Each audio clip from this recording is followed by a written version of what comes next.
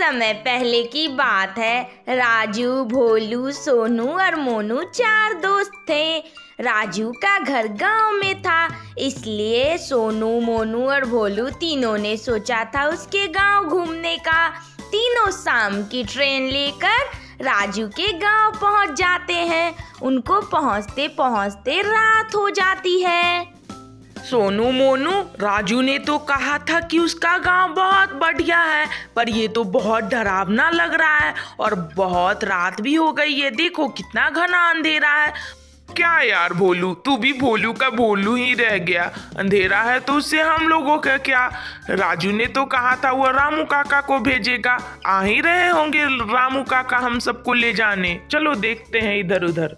देखो कहीं वही तो रामू काका नहीं है। चलो उनसे पूछते हैं। अंकल, क्या आप ही रामू काका है? क्या आपको राजू ने भेजा है हम सबको लेने? हाँ बेटा, मैं ही हूँ वह रामू काका जिसे राजू ने तुम सबको लेने भेजा है। अब चलो, बहुत अंधेरा हो गया है, बहुत रात हो गई है।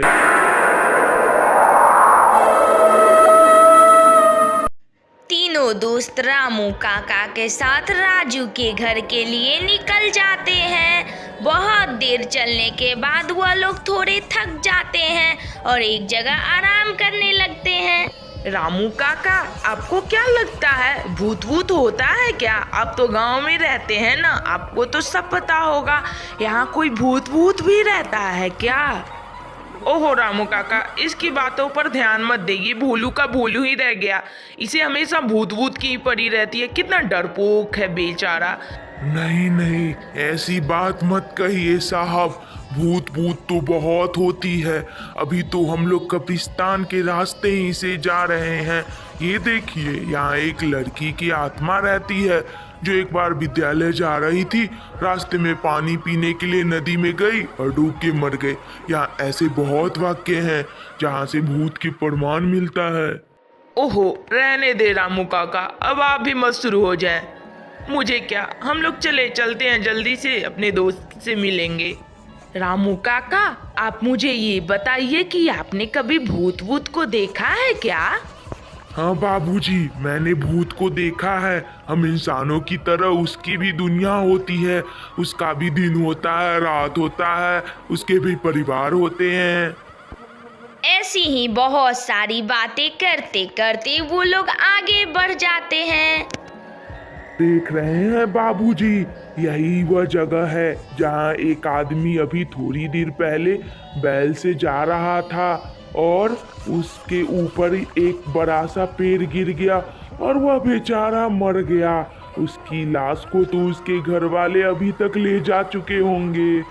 ओहो रामू काका, अब मुझे बहुत डर लग रहा है। आप जल्दी जल्दी चले और मुझे राजू के घर पहुंचा दें। ठीक है बाबूजी, जैसा आप कहें। जंगल के रास्ते होते हुए वह सब रामू के घर की ओर पहुंच जाते हैं। देखिए बाबूजी, वो रहा राजू भैया का घर। मेरा काम यहीं पर खत्म होता है।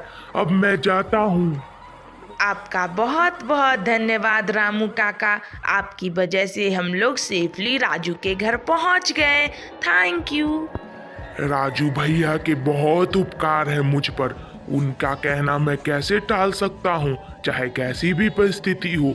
इसलिए बाबूजी, अब मुझे आज्ञा दे, मुझे जाना होगा। ठीक है रामू काका, आप जाइए, अच्छे से जाइएगा। ओ मेरे राजू, मेरे दोस्त, मेरे यार, तुम इतने दुखी क्यों लग रहे हो? हम लोग के आने की तुम्हें खुशी नहीं हुई क्या? नहीं नहीं यार, ऐसी बात नहीं है।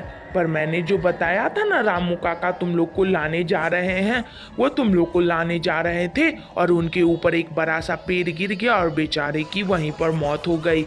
मेरे पापा लोग उनकी लाश लाने गए हैं, इसलिए बहुत अपसेट हूँ मैं। क्या क्या क्या ये क्या बोल रहे हो तुम? अच्छा ये सब छोड़ो, ये बताओ तुम लोग को मेरे घर का रास्ता किसने बताया? तुम लोग कैसे आए यहाँ तक? अरे जब तुमने नहीं भेजा तो अभी हम लोग को लेकर एक बूढ़े कौन आए थे। उन्होंने तो कहा कि मैं ही रामू काका हूँ। ओह, इसका मतलब वो हमारे रामू काका की आत्मा होगी। आज तक मैंने उन्हें जो काम बोला था वो सब किए थे, इसलिए आज भी वह मेरी मदद किए हैं। सोनू मोनू भोलू के लिए ये सब बातें बहुत अजीब थी, पर उन्होंने इस सब बातें को एक्सेप्ट कर लिया था। तो कैसी लगी कहानी बच्चों? अगर अच्छी लगी तो लाइक करो, शेयर करो, कमेंट करो।